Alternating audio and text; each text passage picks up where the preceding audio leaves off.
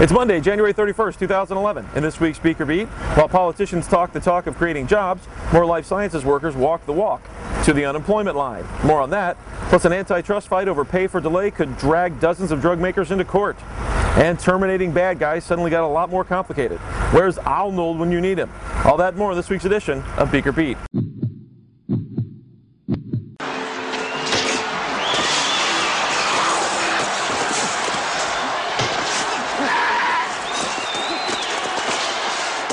There's no one to stop it because there are no officials on the ice. What has come over the Charlestown Chief? Hello everyone, welcome to this week's edition of Beakerbeat. I'm Mike Justice, thanks for tuning in. We're here in Raleigh, site of the NHL All-Star Game. Lots of fun, seeing a lot of folks from all over the country and Canada. Take off, eh? And while this weekend has been a lot of fun here in this area, it's been a rough week in Chicago. Abbott Labs is eliminating 1,900 employees, or about 6% of its workforce, from its commercial and manufacturing divisions. This comes after its experimental psoriasis drug stalled for undisclosed reasons, and the rest of its pipeline continues to fall short of expectations. For example, Abbott's recent R&D flops include the cholesterol drug Surtriad and an experimental psoriasis drug that got canned after safety concerns popped up. So without cash from newly approved drugs coming in, workers are filing out. How did one of the industry's few success stories come to this? Well, it all began when Abbott beat out several rivals for Solvay Pharma. At the time, the $6.1 billion deal seemed like a victory, but now, at least for 1,900 employees, that now looks like a loss. This announcement comes at the same time as an excellent earnings report comes in.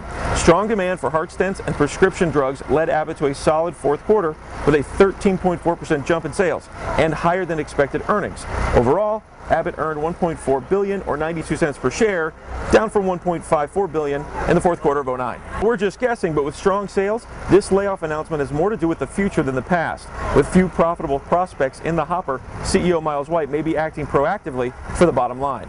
So tell us what you think about this story or any story in today's show. It's very simple. Click on the orange button below me, a box will pop up. Type in your comment, send it to me. I promise I'll read and respond to every one of them. And when you're done watching Beakerbeat, check out Beaker's blog, where we talk semantics, specifically what the true definition of exclusivity is in relation to biotech drugs. Plus more debate over the $20 million tax on device makers. Those stories and more on Beaker's blog. So our relationship is based in large part on trust. You trust me to bring you the news each week. I trust you to tune in every week and give it to you. In Washington, however, there's a lot of mistrust. In fact, it's called antitrust. An antitrust fight between the Federal Trade Commission and drug maker Cephalon threatens to drag in 37 other drug makers, including Pfizer and Merck. It's related to Cephalon's patent settlements with generics firms, and the company wants access to confidential documents about the other pharma companies' similar dealings. As you can imagine, those 37 drug makers are offering a resounding no. The document request comes in an ongoing lawsuit between Cephalon and the FTC over the company's $200 million worth of patent settlements, or pay-for-delay deals, with generics firms.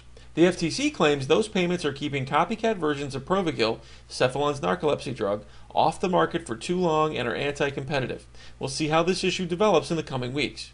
Not to be outdone, European authorities unleashed a new round of patent deal requests in their ongoing antitrust probe. The days of pay-for-delay may soon be coming to an end. Wir denken, wir haben ein sehr gutes Angebot. Du verspielst deine Zeit.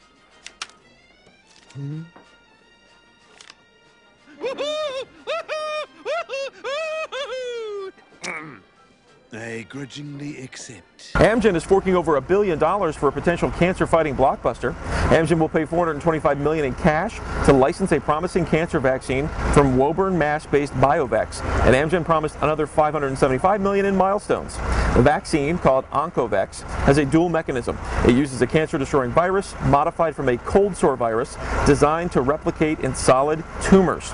That triggers cancer cell death. That also spurs the immune system to go in and tackle the cancer as well. The size of the upfront payment shows just how close BioVex is to the finish line. Amgen plans to leave the facility and staff in Woburn and Oxford intact so they can continue their late-stage work uninterrupted. Time for some quick hits now, and Abbott's not the only one making news on the job front.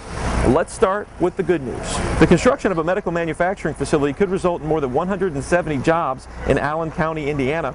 Great Batch Medical, a designer and manufacturer of technology used in cardiac, neurologic, vascular, and orthopedic devices, will build an 80,000 square foot state-of-the-art facility. The company claims the jobs will be, quote, good-paying manufacturing positions. Now the bad news. San Diego-based Arena Pharma is laying off 66 workers, 1/4 of Arena's workforce. This comes 3 months after Arena slammed into a roadblock at the FDA that left its stock price battered and its NDA for a new obesity drug in question. And every dollar you sock away for taxes is another dollar to sock the axis. For it is your taxes, my taxes, our taxes that run the factories.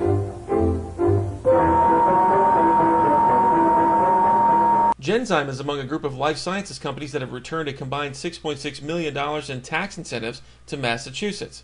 The sluggish economy prevented them from creating the number of jobs they promised in exchange for the state aid. Reuters is reporting that Elon has quietly executed a corporate restructuring plan, dismissing 130 workers, primarily at its R&D ops in San Francisco. About half are scientists, as the company cut about 10% of its staff. Interestingly enough, the company never announced the move, leaving it to a corporate insider who tipped off Reuters. But knowing this company's history of corporate shenanigans, the subterfuge comes as no surprise.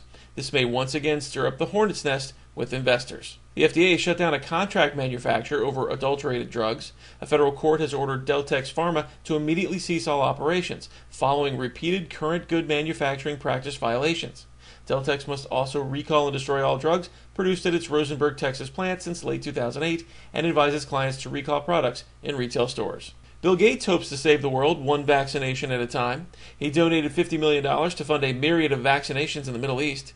According to Gates, preventing disease through vaccinations is one of the most important actions a country can take towards ensuring stability. Targeted diseases include pneumonia, diphtheria, whooping cough, tetanus, Hep B, and polio. GlaxoSmithKline hopes to sell the prostate drug Avodart as a cancer preventative, but it'll have to wait. The FDA declined to approve the cancer prevention indication for the drug, which is currently marketed to treat benign prostatic hyperplasia. The decision comes after an FDA advisory panel voted 14-2 against the new indication based on questions about potential risks. I need to feel you, Jerry! Show me the money! Jerry, you better yell! Show me the money! Show me the money! Checking Money Matters and Johnson & Johnson's seemingly endless string of recalls cost the company $900 million in sales last year. And the bleeding isn't over. More recalls are possible as the company begins scrutinizing external manufacturers. Net earnings were $1.9 billion for the quarter, compared to $2.2 billion for the same period in 2009. Other company earnings to report: Eli Lilly beat forecasts on income of $1.17 billion, up from $915 million year over year. Meanwhile, 3M reported fourth quarter sales of $6.7 billion, which is up 9.6%.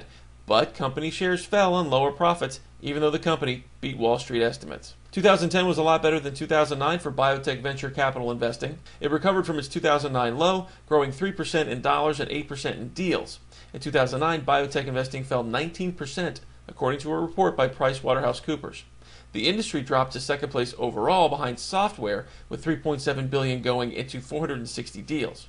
Overall, venture capitalists invested $21.8 billion in over 3,200 deals in 2010, an increase of 19% in dollars and a 12% rise in deals over the prior year. Teva Pharma is buying the Peruvian drug maker Corporación Farmasa in a deal estimated at $250 to $300 million. A manufacturer of branded and unbranded generics, Farmasa has over 500 marketed products.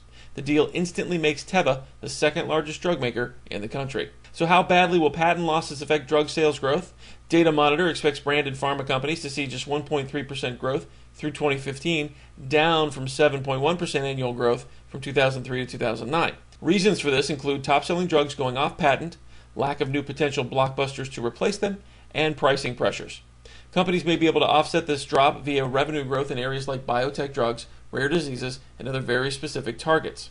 Data Monitor expects Bayer, Novartis, Roche, and GlaxoSmithKline to be the only big pharmas generating above-average growth from now through 2015. Well, it used to be a simple process to execute bad guys on death row. Firing squad, hangman's noose, or electric chair. All straightforward, if a bit crude. Now it's complicated with a 3-drug combo process. But even that could change, as the only U.S. manufacturer of one of those key drugs is calling it quits.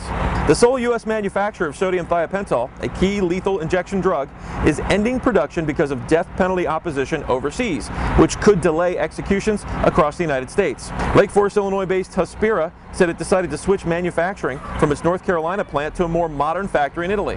But Italian authorities demanded a guarantee the drug would not be used to put inmates to death. And therein lies the rub. Problem number one, Hospira is the only sodium thiopental maker approved by the FDA. Problem number two, there's a shortage of the raw material, making it scarce anyway. Problem number three, the batches that have been made and delivered are set to expire this year. Which leads us to the big problem, a potential backlog of executions. Some are exploring the use of another anesthetic, while others, like Oklahoma, are switching to pentobarbital, an anesthetic commonly used to put cats and dogs to sleep. But that switch could lead to lawsuits and slow the execution process. Hospira has never liked the fact that the drugs are used in executions, but the company says it regretted having to stop production because sodium thiopental has legitimate medical purposes as an anesthetic used in hospitals. A footnote here, Hospira continues to make 2 other drugs used in executions. So without this drug, maybe it's time to take a page from the Mafia playbook, putting some cement shoes on these guys. Or the Bible, you know, back in the day, it was popular to stone folks. I, however, prefer the Star Trek method, putting phasers on kill. Assimilate this. Well, that's it for this week's edition of Beakerbeat. I'm Mike Justice. Thanks for tuning in. We'll see you next week.